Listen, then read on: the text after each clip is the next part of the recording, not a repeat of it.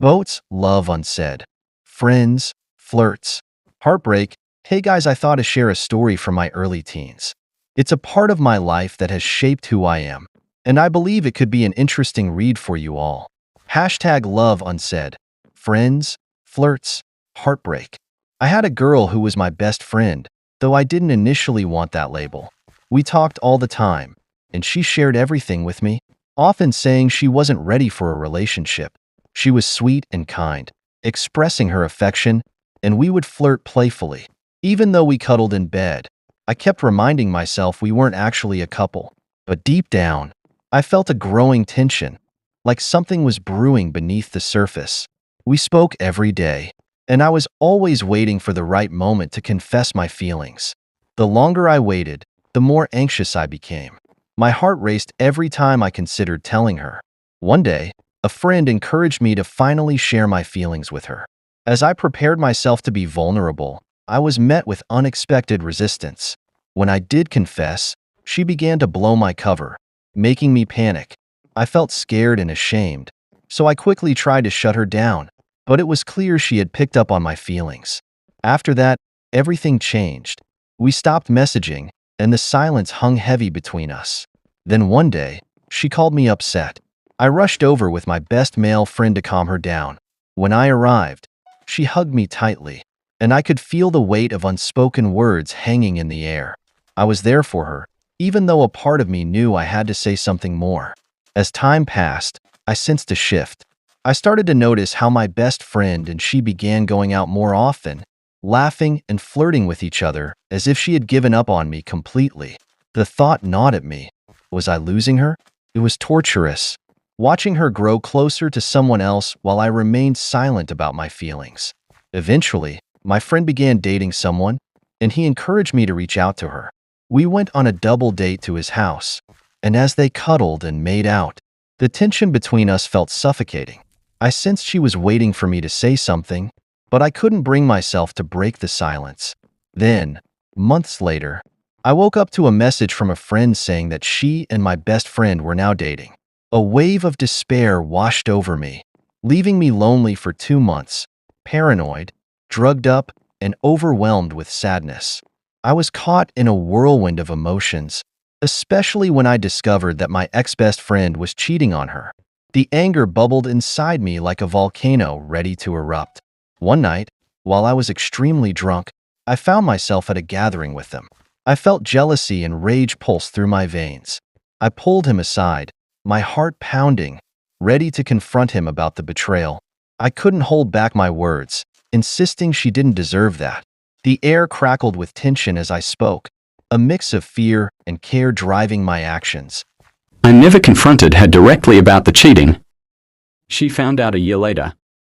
I don't remember much from that night, only the chaos that surrounded me. People said I hit him lightly. But I was lost in a whirlwind of emotions, running around and making a scene, trying to process everything. 2 years later, after they broke up, I finally found my peace again and reached out to her. We started hanging out, but this time I didn't want her. She wanted me more than before. I remained calm, but the unease lingered as I rejected one of his exes to respect his feelings, despite having a brief encounter with her that nobody knew about. Eventually, I chose to separate myself from her. Time passed and we became friends again, though not quite like before. We joked about what had happened, but the memory still hurt me deeply. Even after having 2 girls after that, I couldn't shake the feeling that she was special, like no one else compared. Then one serious moment unfolded while we were both on ecstasy. My friend and I were in a car on LSD when she walked by. The moment hung in the air, and as we both noticed her, the reality of my feelings came crashing down. It wasn't just a trip. It was real, and the weight of my unspoken feelings pressed heavily on my chest. That was my story, a tale of friendship, love, and the lingering tension of what could have been. A story that still echoes in my heart. Saw my ex again. I've been friends with my ex for 1.5 years now, and we hung out for the first time in a while. She said, "I love you." In the 2 days we spent time together, I fell in love with her again after all the time I spent moving on. Our chemistry was clearly still there. The spontaneous silliness, the way she used to smile at me, our old jokes. It was like nothing changed between us. Yet everything else has. During that first day we spent chatting. Our conversation was sewn together. With the tossing back and forth of a stuffed animal. Who knew how much could be veiled beneath such a simple thing? A lingering romantic tension from our past now in the form of a flying stuffed dinosaur hitting my face, when instead it should be her lips locking with mine. She laid in her bed and I sat in her chair, just enough distance between us. Would you get back with me? I gave a half-hearted answer and we kept talking. Then there was silence. I should take you home now. And so she did. Before I got out the car she told me to go to her window so she could tell me something. I would get back together. And she drove off. A couple days later she picked me up to take us to work.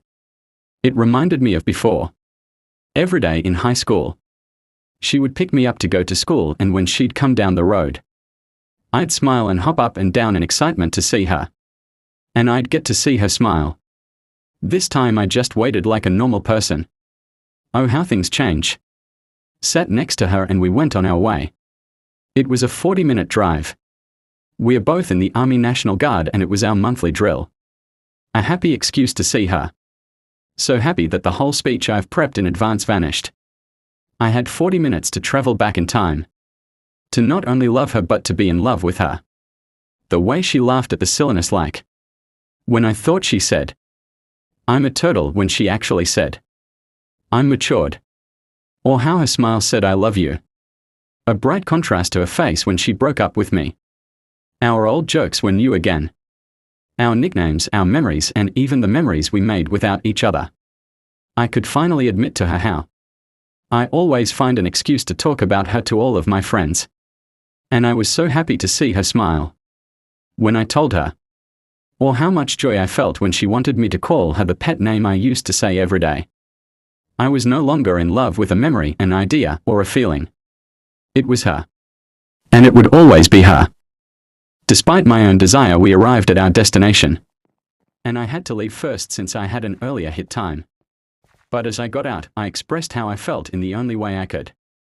Because she had a boyfriend. And I knew how this would end. But I wanted it anyways. "I really, really like you," I said.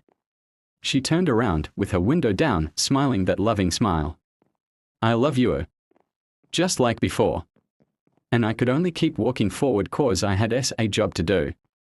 Soon enough work would end and we were back in a car together. She didn't want to eat out anymore and instead insisted that we go to her dorm and then take me home. After I failed to convince her to go get dinner with me. We started off and this time it was different. Cause it was ending. We arrived at her campus and went to her dorm. I signed in and we had to hunt for a guy's bathroom in a girl's dorm. We then took the elevator to her floor and we joked with a stranger, and when the elevator opened, I started to leave until my ex had to bring me back. And she laughed at how stupid I was. I was stupid because I was so hopelessly in love with her. We got to her room finally and we changed. An awkward joke about how we've done more than this before. A joke about how my shorts were too short. I looked around awkwardly at her room, noticing things. Things like the stuffed animal duck I'd given her that sat on her desk. Stealing glances. Typical stuff exes do when they're hanging out in a room alone together. I turned around and got dressed, but a part of me didn't want to. A part of me wished she watched. I wanted her to see. I finished and sat on her bed and we talked a little more and she finished up. And my time was ending. "Here, see if this shirt smells like me." She handed me one of her shirts. She knew how much I was infatuated with her smell. We had to go, or at least I had to. So we left and she scampered to the car cause it was raining and I followed suit. And our time together was fleeting, and of course it was raining. I didn't want our time together to end. Everything she said signaled we should be together. You should transfer here. Our relationship was pretty perfect, her.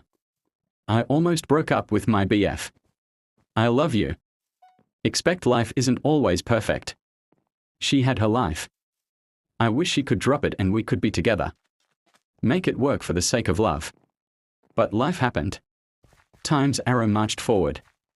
I'm sorry I did this to you, she said. It wasn't her fault though. I knew how this would end and yet I wanted it. I wanted the what if, the maybe. Hope. Even if it isn't real. I could tell she meant it. I believed that she loved me. I squeezed my eyes real hard. Stop that, she said, cause she knew that I had started to cry a bit. We arrived and our time together was over. I stalled trying to avoid this bitter end. I stared at her. Before I left, she let me have one last hug. One last time I get to shove my face in her hair and neck and hold her. And then I left. I'm sorry things worked out this way, but it was nice to see you, were her last words. And then our little time travel adventure was over. I promised her I wouldn't cry. I'm not sure if I'm proud that it's a promise I've kept. But at least I kept my promise.